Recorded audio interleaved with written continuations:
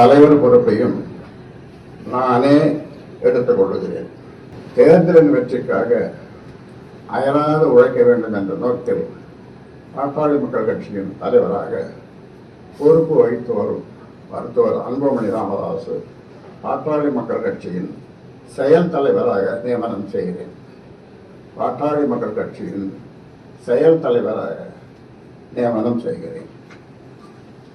எனது பாட்டாளி மக்கள் கட்சியின் மாநில பதவி வரிசை அடிப்படையில் நிறுவனர் மற்றும் தலைவர் மருத்துவர் ச. ராமதாஸ், செயல் தலைவர் மருத்துவர் அன்புமணி ராமதாஸ், கௌரவ தலைவர் ஜி.கே. மணி,